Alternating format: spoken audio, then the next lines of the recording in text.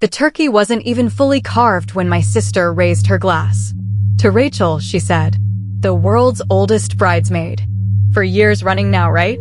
At this point, we should just get you a plaque." The table laughed.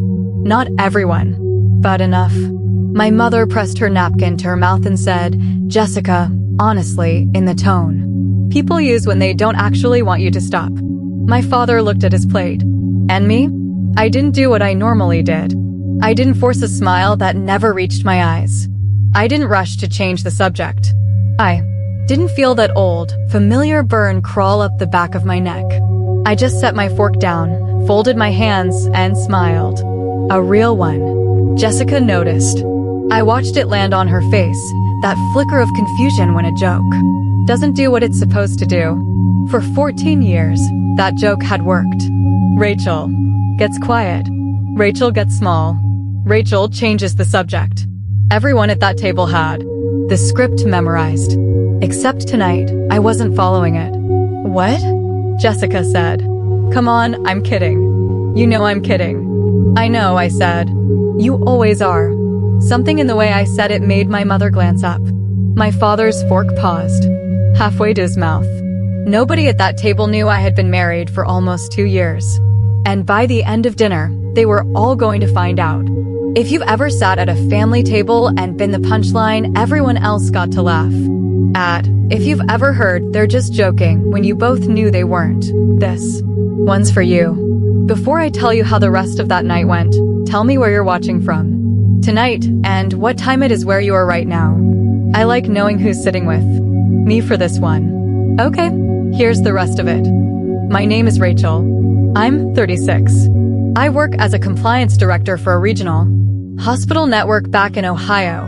Steady work, not the kind that makes anyone's eyes light up at a party, but I'm good at it, and I like it. My sister Jessica is 3 years older than me, for almost as long as I can remember. She's needed to be the center of attention in any room she's in. I was always the easiest way for her to get there. I only need to tell you about one relationship to explain the rest of my family. His name was Colin. Good guy. A little shy around new people. I brought him to exactly one family dinner. By the end of the night, my mother had told him about the time I cried at a Denny's over a college breakup. My father compared him, out loud, to an old boyfriend of mine. Jessica joked that I'd finally reeled one in, like I'd been fishing instead of dating. Colin was quiet the whole drive home. 2 weeks later, he told me he didn't think he could handle all that long term. I didn't really blame him. After Colin, I stopped bringing anyone home. I stopped mentioning relationships or good news or much of anything real, because I'd learned that whatever I gave my family, they'd either turn into a punchline or use to make Jessica's night more interesting. My mother's instinct, whenever a joke landed too hard, was always the same for words, "She's just joking." My father's instinct was quieter, a wince, and then nothing. For years, I told myself his silence meant he was secretly on my side. Eventually, I understood that silence isn't a side. It's just silence. So 2 years before that Thanksgiving, when I met a man named Marcus at a hospital fundraising gala, something in me had already decided, before I consciously decided. Anything, whatever this became, it would be mine. Not material for a toast. Not something Jessica could joke about or my mother could hand out to relatives like a party favor. Mine. But they still didn't know how far I'd take that. Jessica wasn't done. She rarely was, once she had an audience and 2 glasses of wine in her. "I'm just saying it because I love you," she went on. "You work so much, Rach. You never bring anyone. You never tell us anything real anymore. At some point you have to wonder if you've made yourself unavailable. Like, on purpose." Maybe she just hasn't found the right person, my mother offered, which in our family passed for defending me. Or maybe, Jessica said, laughing, she's married to her job. Badum TSS. A couple of relatives actually laughed at that one. My father didn't. He looked at me, like he might finally say something. He didn't. Tyler, Jessica's boyfriend, shifted in his seat like he wanted no part of this. Jessica didn't notice. She rarely noticed anything that wasn't aimed at her. My Uncle Gary, 3 drinks in, decided to add his own commentary. You know what? You need Ratch? A dating app. My buddy met his wife on one of those. Course you gotta actually use it, not just download it and let it sit there. Thank you, Gary, I said. I'm just saying. Everyone's just saying tonight, I said, and a couple of people actually laughed at. That a real laugh, not the kind aimed at me. Jessica didn't like sharing the room's attention, even for a second. Okay, but seriously, she pushed on. When's the last time you even went on a date, Ratch? Be honest. Define date, I said, mostly to buy myself a second. See, that's what I mean. You can't even answer. She turned back to the table, warming up now that she had it fully back. I love her, I do, but I worry, you know? Like, who's going to be there for her? Mom and Dad aren't going to live forever. Jessica, my mother said again, though this time there was something almost proud. Underneath it, like she couldn't help admiring how effortlessly her daughter commanded a room, even at someone else's expense. My grandmother, who'd been quiet through most of dinner, finally spoke up. She's just worried about you, sweetheart. We all are. You don't need to worry about me, I said, and I meant it more plainly than I had in years. Somebody has to, Jessica said, laughing, glancing around for backup. A couple of people chuckled along with her, out of habit more than agreement. You know, Jessica added, on a roll now, I actually feel kind of bad for whoever ends up with you. They'd have to get through, like, 3 layers of walls just to take you to dinner. My mother let out a small, uncomfortable laugh, the kind that means she knows it's gone too far but isn't ready to say so out loud. I felt the old response start to rise, that tight, familiar urge to defend myself, explain myself, prove I wasn't some sad cautionary tale sitting at the end of the table with a cranberry sauce. This time, it didn't come. Instead, I felt something closer to relief. Because I knew something they didn't, and I was done being the only one who knew it. You know what, I said. You're right, Jessica. I have been keeping something from all of you. She laughed, caught off guard. Wait, what? Are you being serious right now? I am. My mother set her fork down completely. Rachel, what is going on?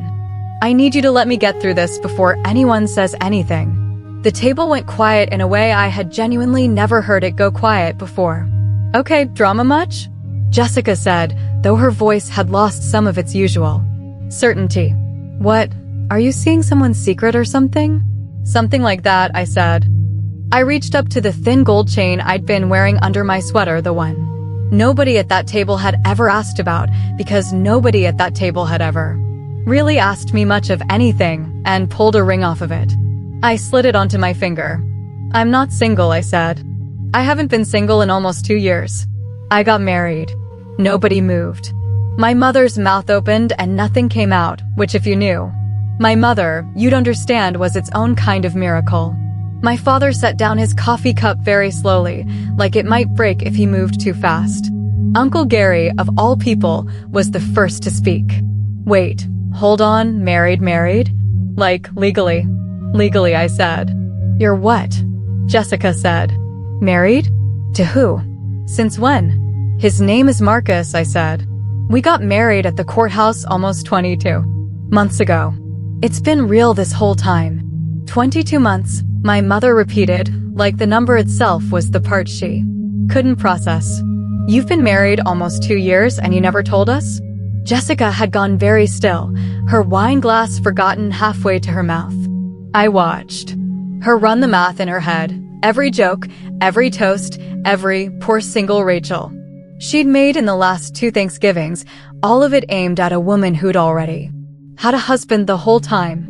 She opened her mouth twice like she was going to say something, and both times, nothing came out.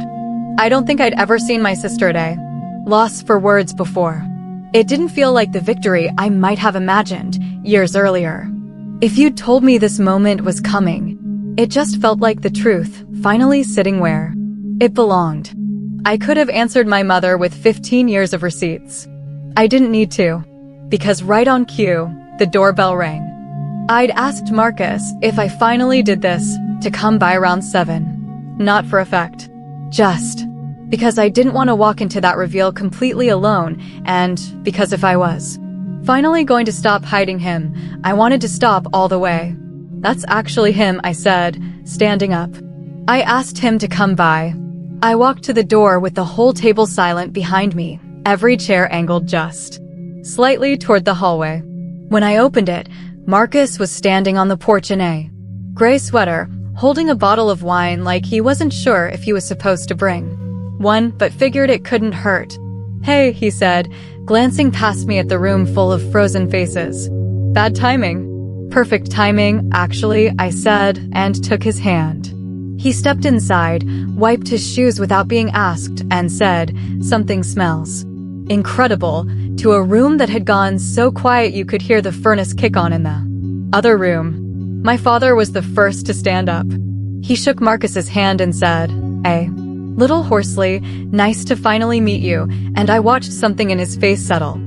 Like he was relieved to finally have a name and a face to put with the daughter he apparently hadn't known very well. I didn't do this to shock them for the sake of shocking them. I did it because for the first time, I wasn't scared of what they'd do with the information. I was ready for them to have it. What happened when I opened that door changed the whole shape of the night. Marcus is not flashy. He's 39. He runs an architecture and design firm with a business partner he's known since college, and the first time I met him, he was standing near the dessert table at that hospital gala, looking a little out of place in a suit he clearly didn't wear often. He asked me, completely straight-faced, whether it would be rude to just eat the shrimp cocktail with his hands. I told him it depended entirely on how confident he looked doing it. He picked one up immediately, no hesitation, and said, "How's that?" We talked for the next 40 minutes while the actual program of the gala went on without either of us noticing. I liked him before I even knew his last name. We dated quietly for about 8 months. About 4 months in, I got passed over for a promotion I'd wanted badly, and I came home that night expecting to feel embarrassed about how upset I was. Marcus just made tea, sat with me on the floor of my apartment, and let me be angry for as long as I needed to be angry. He didn't tell anyone. He didn't turn it into a story at a dinner party. He just showed up for it, quietly, and then let it go. I remember thinking, somewhere in the middle of that night, that I'd never actually seen what that looked like before. When he proposed, we were sitting on his back porch on a random Tuesday. "I've been thinking about this for a while," he said, "and I don't want to wait for the right moment, because I think we're already in it." I said yes before he finished pulling the ring out of his jacket pocket. We got married 2 months later on a Tuesday morning because Tuesdays had the shortest wait at the courthouse, and neither of us wanted to make a production out of something that felt entirely between the two of us. I wore a pale green dress I already owned. My college roommate cried through the entire 2-minute ceremony. His business partner kept whispering that he couldn't believe he was a witness at a wedding shorter than his coffee order. Afterward, the 4 of us ate pie at a diner at 10 in the morning, still in our courthouse clothes, and I remember thinking it was the first time in years that a big moment in my life had belonged entirely to me. Nobody was going to retell it wrong at a future dinner. Nobody was going to make it about someone else. I told Marcus everything about my family early on, Colin, the way my mother hands out other people's stories like party favors, the way my father goes quiet instead of stepping in. He never once told me I was overreacting. He never said, "Just tell them. They're your family." He listened, and then he said the thing I've never forgotten. You don't owe anyone access to your life just because they're related to you. You get to decide who earns that. So we decided our marriage would be ours until I was ready. Not a secret out of shame, a boundary out of self-protection. Keeping it took more effort than people probably imagine. Marcus and I didn't post anything that gave it away. I kept my last name at work. When mutual friends threw us a small engagement dinner, we asked everyone there, gently, to keep it off social media, and they did, because they understood why. There were close calls, Coworker of mine once spotted my ring at a conference, and I told her it was just a ring I liked, which felt strange to say out loud, but not as strange as what would have happened if word had traveled back to my mother secondhand. Only a handful of people ever knew the whole truth. My roommate, his business partner, two close friends. Everyone else got the version of my life I was willing to let them have. It was lonelier than I expected, some days, carrying something that big by myself. But it was also the first time in my adult life that a piece of good news belonged only to the people I'd chosen to give it to, instead of whoever happened to be sitting closest. At dinner, when Marcus stepped into my parents' dining room that night, he didn't gloat, and he didn't need to fill the silence to feel comfortable in it. He just stood there, calm, while an entire family tried to recalibrate around a fact that had apparently been sitting 2 towns over the whole time. I think that stillness unsettled Jessica more than any argument could have. She was used to people needing the room's approval. He clearly didn't. 22 months, my mother said again, almost to herself. Jessica hadn't said a word since the doorbell rang. That, more than anything else that night, told me how big this actually was for her. Nobody in that room understood yet just how much bigger it was about to get. Here's a detail I hadn't planned for, and honestly, neither had Marcus. It just happened 3 weeks later in a completely different room, in a way that had nothing to do with revenge and everything to do with how small a mid-sized city can actually be. Jessica runs her own boutique marketing and events firm, Doyle Creative Company. For almost a year, she'd been chasing one account, the branding and launch event for a new riverfront development downtown. The account that's going to put me on the map, she'd called it more than once, always with the same energy she used to describe her own life, bigger, better, further along than mine. The architecture firm behind that development was Reyes and Holt, Marcus's firm. Neither of us knew the connection existed until the day of the pitch meetings, when the developers team asked Marcus, as the project's lead architect, to sit in on the marketing partner selection. His input carried weight. Everyone in the room knew it.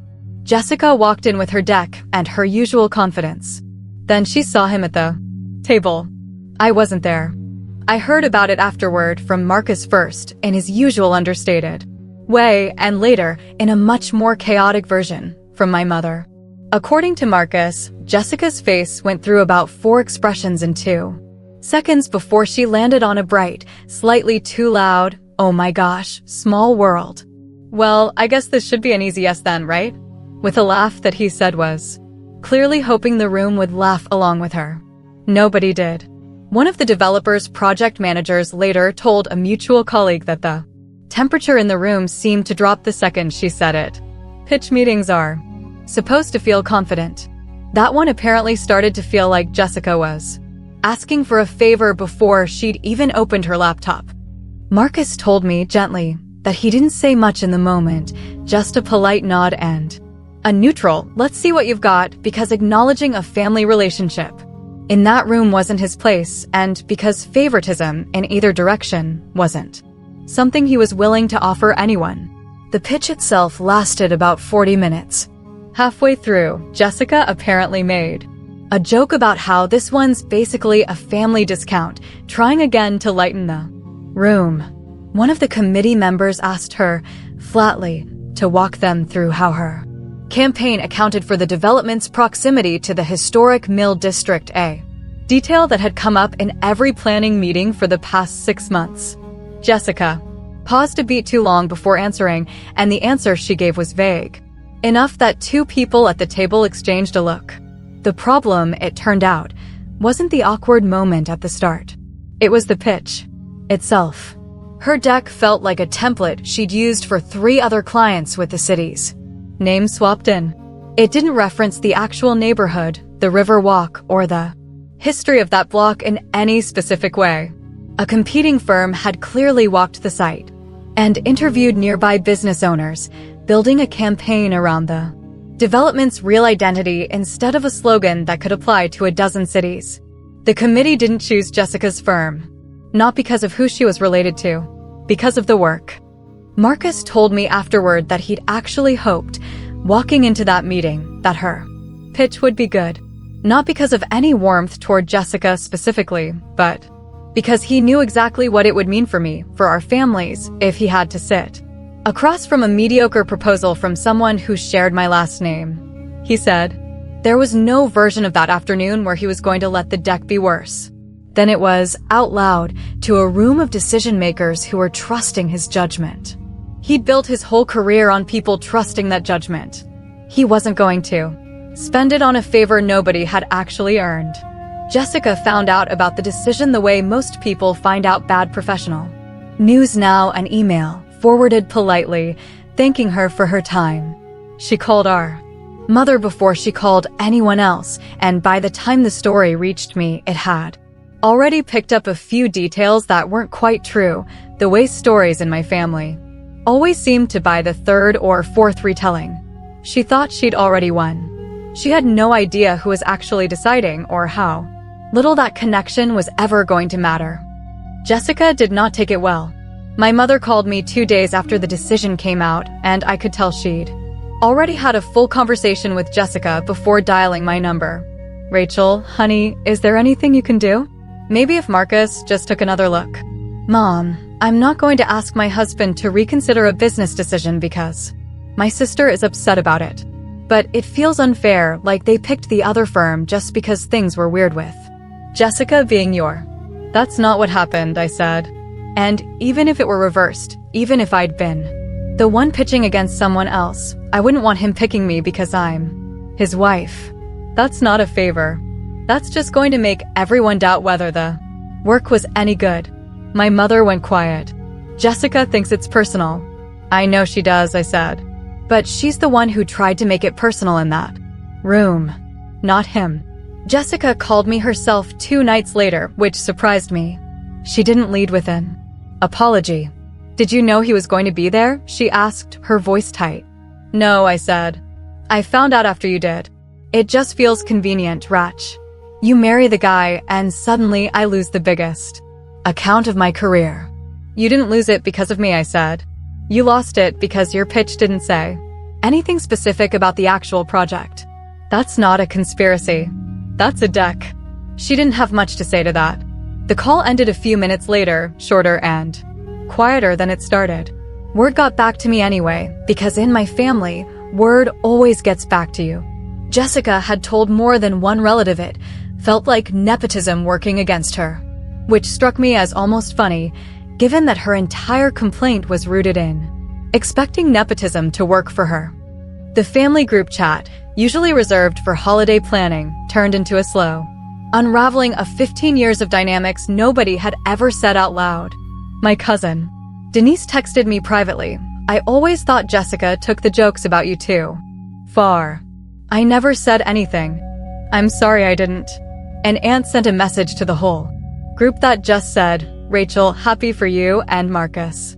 Wish we'd known sooner." And wish I'd said something over the years myself. I read those messages twice each, sitting on my own couch, in my own apartment, in a life that had been mine and Marcus's the whole time without anyone else's permission. It struck me that it had taken almost 2 decades and 1 dinner for people to say things they'd apparently been thinking the entire time. I wondered how many other family tables run on that same quiet arithmetic, everyone privately keeping score, nobody willing to say the sum out loud until something finally forces it. I didn't respond with an "I told you so." I just said thank you and meant it. I never once used Marcus's position to punish my sister.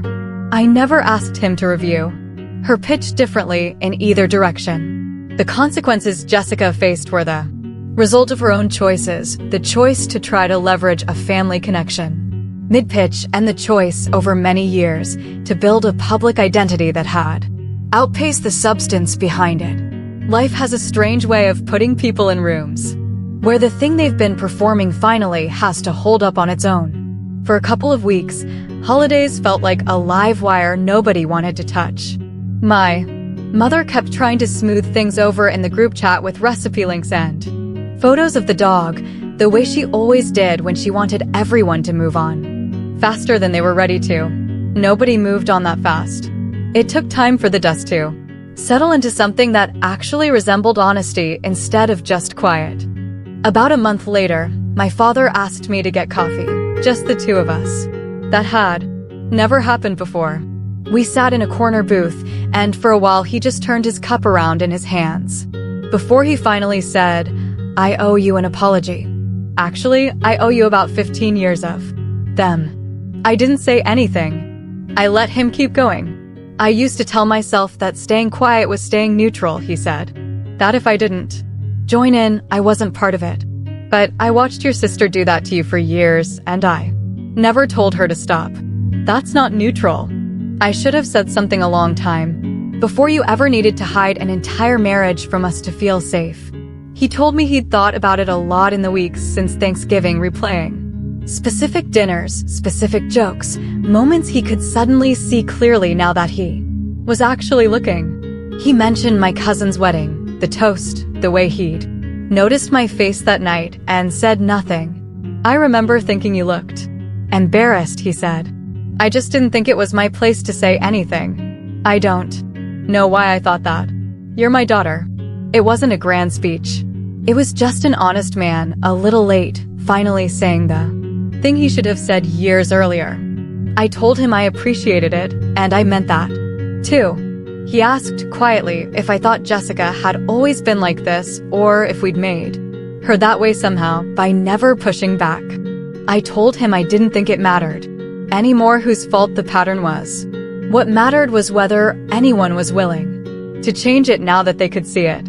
My mother's shift was slower and still incomplete in some ways. She stopped saying, "She's just joking," reflexively at least.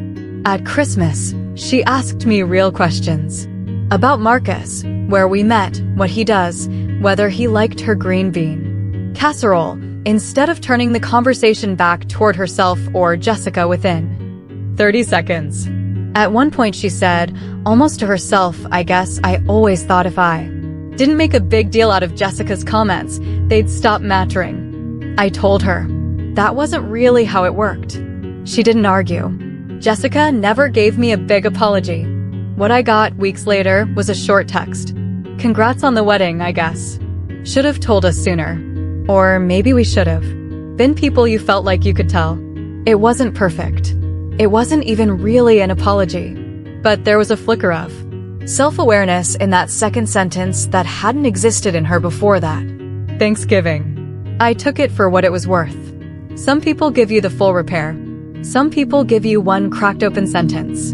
I've stopped demanding more from people than they're currently capable of giving, while also not pretending a cracked open sentence is the same thing as change. I didn't write back anything clever. I just said, "Thanks. I appreciate that." Because it was true, and because I'd finally learned that not every exchange needs to become its own small negotiation over who owes who what. The next Thanksgiving looked different. Marcus came, openly this time, and helped my father carve the turkey while they talked, a little stiffly at first, about a construction project downtown. My mother asked me real questions instead of performing concern for an audience. Jessica was quieter than I'd ever seen her at a holiday table, not punished, not humiliated, just a little more careful with her words. The way people get once they've been shown a room isn't guaranteed to laugh along with them anymore. Nobody proposed a toast to me that year. I didn't miss it. Jessica and I aren't close, not the way people probably hope siblings turn out after a story like this. We talk more than we used to. She's asked a few times about Marcus, about our life, in a way that sounds almost like she's trying out a new muscle she's not used to using. I don't know if it will ever be more than that. I've made peace with the possibility that it might not be, and with the fact that I don't need it to be in order to be okay. I didn't gloat. I didn't bring up the pitch. I didn't need to. The truth had already done the only job I ever wanted it to do, not to hurt anyone, but to stop letting people who'd never protected me decide what my life was allowed to look like out loud. Here's what I've come to understand, and it's the only thing I really want to leave you with tonight. You don't owe your full, real life to people just because they share your last name. Respect isn't inherited. It's earned slowly by how people treat you when the room is watching and when it isn't. I spent almost 2 years protecting something good from people who hadn't yet shown me they deserved to be near it. That wasn't cruelty. That was self-respect, dressed up as patience. I think about that Thanksgiving sometimes, and I don't feel triumphant about it. Exactly. Mostly, I feel a kind of quiet gratitude that I got to a place, finally, where I didn't need that table's approval to know my own life was good. That the good thing had been sitting there the whole time, real and steady, waiting for me to stop being afraid of what would happen if I let it exist out loud. And when I finally opened that door and let them see the whole truth, I didn't do it to win. I did it because I was finally, quietly, done being anyone's punchline. If this one hit close to home for you, if you've ever had to protect your peace from the very people who were supposed to protect you first, I hope tonight you remember this. Your life doesn't need an audience's approval to be real. It just needs to be yours.